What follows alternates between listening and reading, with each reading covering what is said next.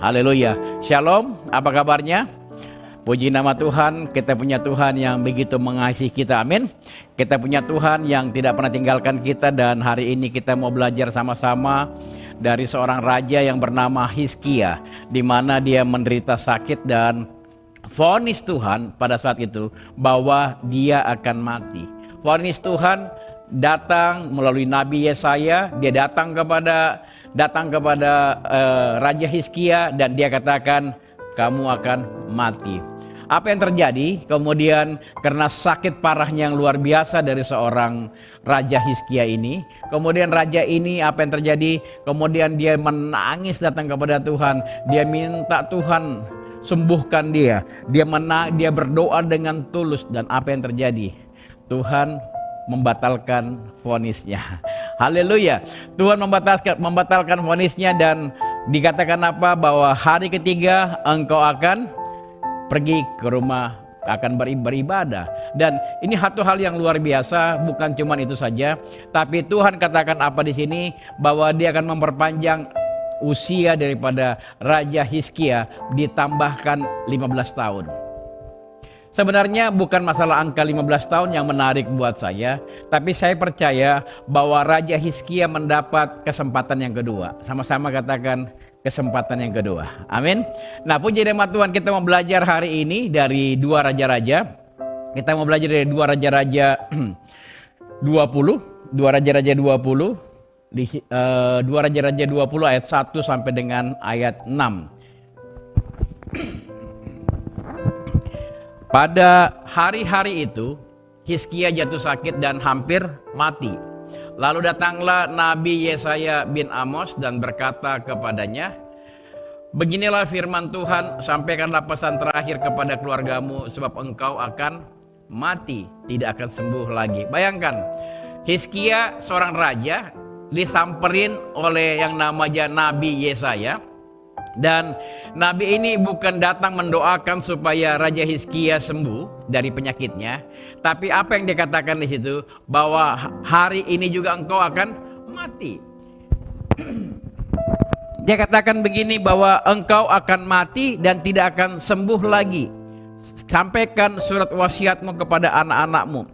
Saya pikir ini, kalau kita berharap ada pendeta datang ke rumah kita dan kita dalam keadaan sakit, saya percaya kita berharap pendeta itu datang tumpang tangan sama kita supaya kesembuhan, betul? Tapi apa yang terjadi dengan Raja Hizkia? Nabi Yesaya bin Amos, dia datang kepada Hizkia yang lagi terkapar sakit, dan dia katakan, engkau tidak akan sembuh, tapi engkau akan mati. Dan apa yang dilakukan oleh Raja Hizkia? Coba kita perhatikan ayat 2-nya. Lalu setelah Hizkia mendengar perkataan daripada Nabi Yesaya itu, apa yang dilakukan oleh Hizkia? Lalu Hizkia memalingkan mukanya ke arah dinding, dan apa yang dikatakan? Ia berdoa kepada Tuhan. Ya, pasti Hizkia mendengar begitu kabar yang buruk bahwa ia tidak akan sembuh tapi akan mati. Dia balikkan mukanya ke dinding dan dia menangis, dia berdoa. Ayat 3. Dan apa yang dikatakan pada saat dia doa? Dia katakan begini, ah Tuhan, ingatlah kiranya bahwa aku telah hidup di hadapanmu dengan setia dan dengan tulus hati, dan bahwa aku telah melakukan apa yang baik di matamu. Wow, ini doa yang benar-benar kalau kita lihat dari atas sampai ke bawah, ini benar-benar doa yang sangat tulus. Dia katakan, Tuhan, coba kita lihat ayatnya lagi. Oh Tuhan, kiranya bahwa aku telah hidup di hadapanmu dengan setia dan dengan tulus hati, dan bahwa aku telah melakukan apa yang baik di matamu. Kemudian apa yang terjadi? Menangislah Hizkia dengan sangat. Ayat 4. Tetapi Yesaya, jadi setelah Yesaya berkata bahwa engkau tidak akan sembuh, engkau akan mati, Yesaya keluar. Dia keluar dari istana raja, dan apa yang terjadi? Tetapi Yesaya belum lagi keluar dari pelataran tengah. Jadi masih di sekitar, masih di dekat-dekat kamar daripada kamar raja. Tiba-tiba datanglah firman Tuhan kepada Yesaya. Apa yang kata firman Tuhan ayat 5? Dia katakan begini, Yesaya, baliklah, katakanlah kepada Hizkia raja umatku. Wow. Beginilah firman Tuhan Allah Daud bapa leluhurmu. Telah ku dengar doamu dan telah kulihat air matamu. Sesungguhnya aku akan menyembuhkan engkau, dan pada hari yang ketiga engkau akan pergi ke rumah Tuhan. Ayat 6. Aku akan memperpanjang hidupmu 15 tahun lagi. Aku akan melepaskan engkau dan kota ini dari tangan Raja Asyur. Aku akan memagari kota ini oleh karena aku dan oleh karena Daud hambaku.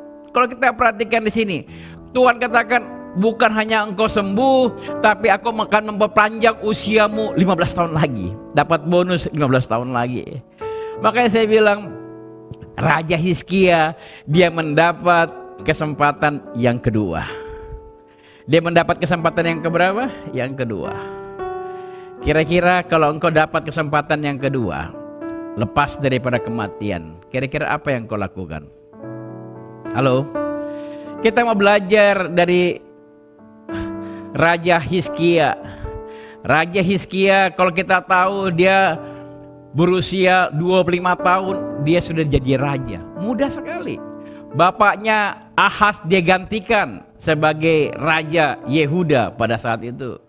Bapaknya sudah meninggal, akhirnya digantikan dengan Hizkia. Bapaknya itu gak takut-takut banget sama Tuhan. Dia masih punya ilah-ilah lain. Tapi apa yang dilakukan oleh Raja Hizkia pada saat itu? Raja Hizkia kemudian apa? Dia bersihkan semua. Betul. Dia bersihkan semua yang dikatakan apa di situ? Ya. Yang dikatakan dia katakan bahwa apa yang terjadi pada saat itu? Ya. Dia bersihkan semua berhala-berhala yang ada di Yerusalem pada saat itu, di kerajaan Yehuda. Dia bersihkan semua yang ada, patung-patung apa semua, bahkan dia ajak semua. Dia bukan imam, tapi dia ajak semua bagaimana rakyatnya untuk berdoa mengandalkan Tuhan. Luar biasa ya. Ini adalah seorang Raja Hizkia. Raja Hizkia walaupun dia muda, tapi dia takut dengan Tuhan. Makanya Alkitab mencatat bahwa kerajaan Yehuda itu begitu besar. Dan kita tahu bahwa Raja Hizkia menjadi salah satu raja yang terbesar setelah Salomo dan Daud. Dan kita perhatikan di sini bagaimana waktu dia menghadapi masalah, waktu dia menghadapi pergumulan. Pada saat itu kerajaan mereka sedang diinvasi, mungkin kayak Rusia menginvasi Ukraina, diinvasi oleh Asyur atau kerajaan yang mungkin lokasinya sekarang dekat Irak, Mesopotamia di sana. Kita lihat bagaimana kemudian kerajaan Asyur mereka masuk, mereka kemudian mulai memperluas wilayahnya Asyur karena mereka tahu bahwa pada saat Yerusalem jatuh, itu mental daripada orang-orang Yahudi akan jatuh semua. Makanya dia incar itu kota Yerusalem. Nah, di tengah gempuran daripada Raja Asyur pada saat itu, dia jatuh sakit. Luar biasa penderitaan daripada Raja Hizkia.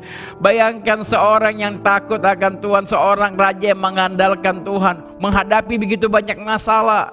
Jadi kalau engkau anak Tuhan hari-hari ini dan engkau dapat masalah, engkau gak jauh seperti Raja Hizkia. Haleluya. Kalau kita kembali kita lihat di ayat 1-nya, ya, pada saat dia sakit keras apa yang terjadi? Ya, kita lihat bahwa bagaimana dikatakan di situ, bagaimana kemudian di ayat 1-nya bahwa firman Tuhan yang datang begitu keras kepada Hizkia.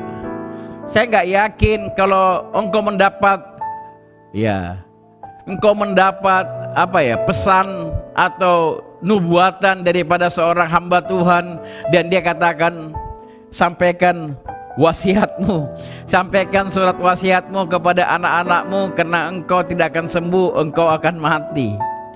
Luar biasa. Dan saya percaya apa yang dilakukan oleh Raja Hizkia, dia masuk, dia berpaling wajahnya ke tembok, dia balik ke tembok, dia bicara ke tembok, dia mau katakan kepada tembok di situ apa?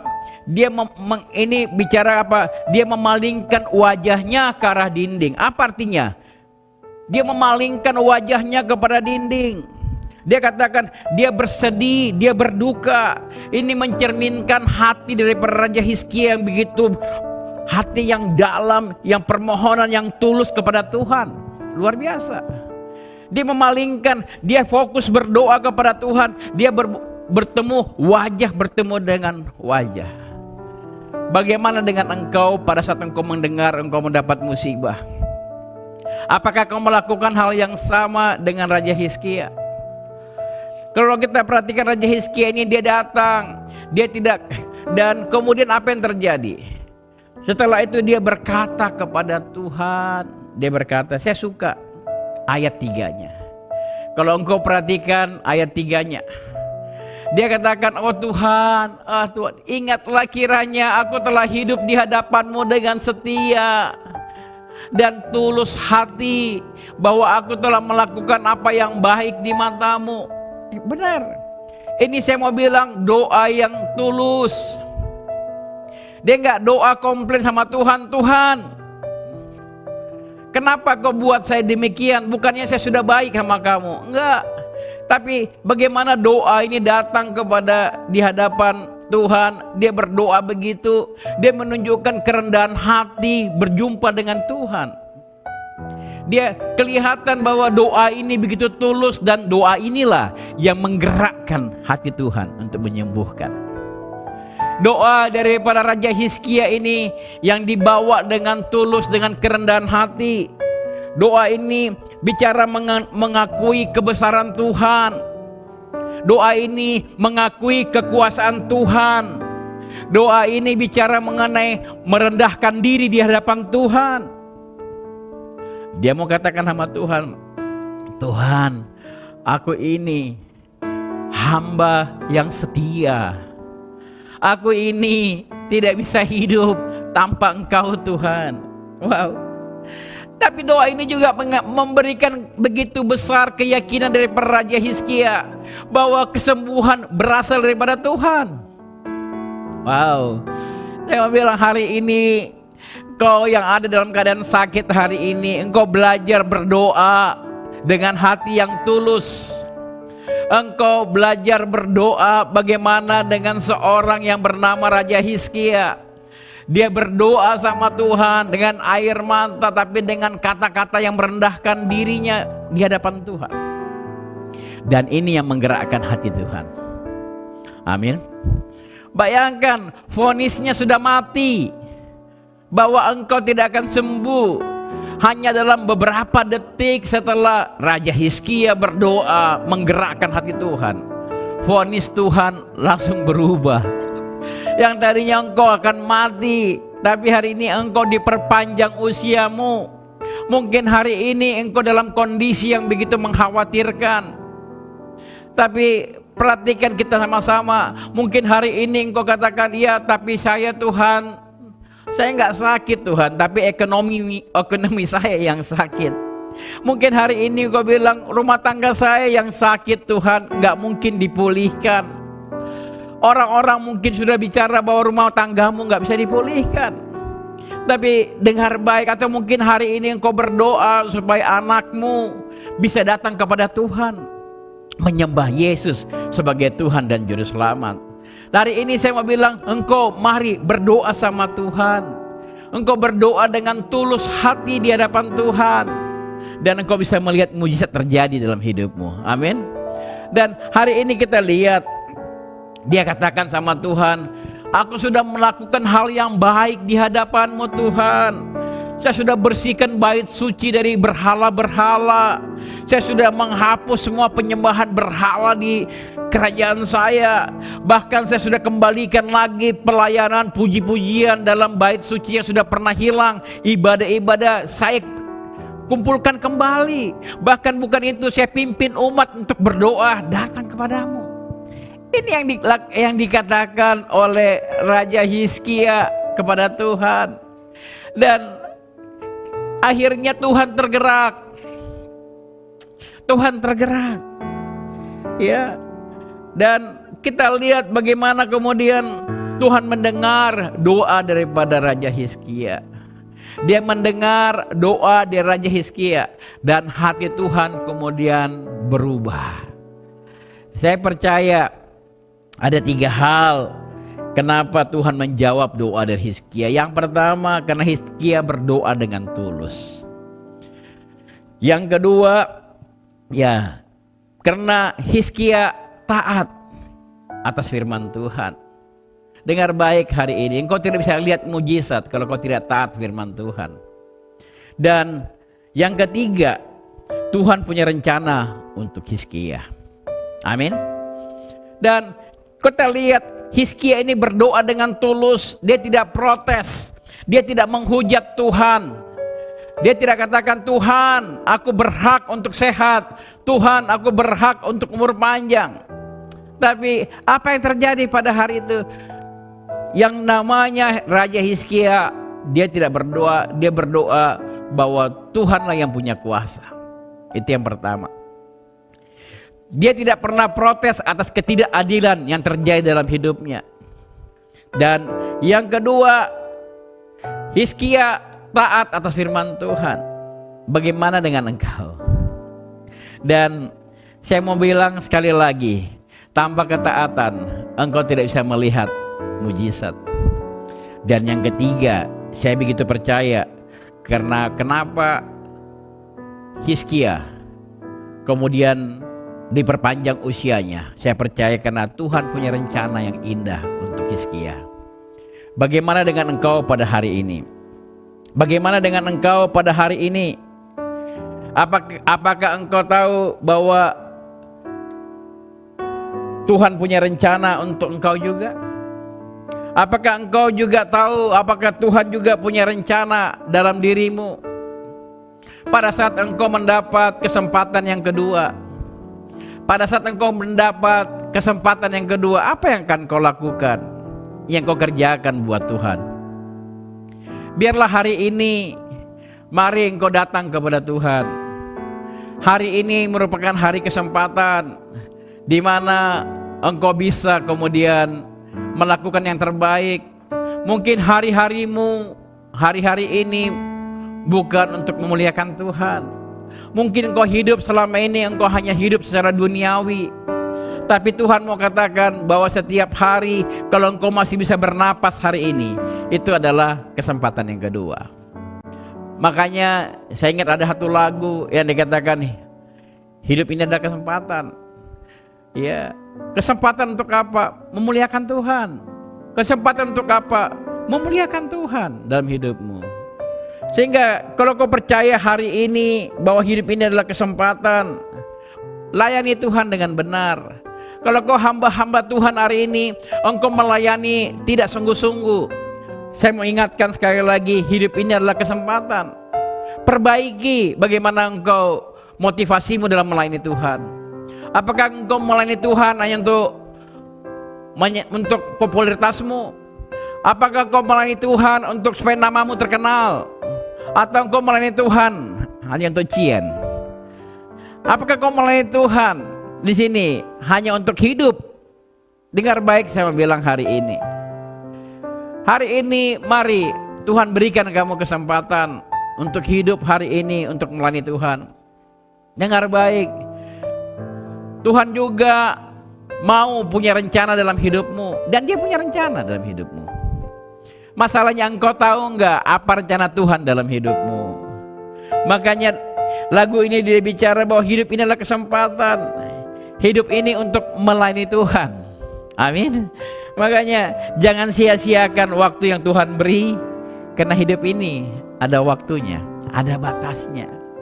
Hizkia diberikan kesempatan 15 tahun usianya diperpanjang 15 tahun. Dan dia menangkap kesempatan itu untuk memuliakan Tuhan. Dia punya rencana selanjutnya. Oh, kalau saya diperpanjang usia saya datang, saya akan melakukan ini, saya akan melayani Tuhan, saya lakukan apa yang terbaik bagi Tuhan. Makanya hari ini, mari Bapak Ibu, hari ini kalau kau datang kepada Tuhan, mari biarlah hari ini kita mau datang kepada Tuhan, kita mau angkat pujian ini. Saya undang pemain musik masuk ke dalam. Bagaimana Raja Hizkia usianya diperpanjang 15 tahun. Dan saya percaya bahwa hari ini pun juga merupakan satu kesempatan bagi engkau dan saya untuk melayani Tuhan lebih lagi sungguh-sungguh. Amin.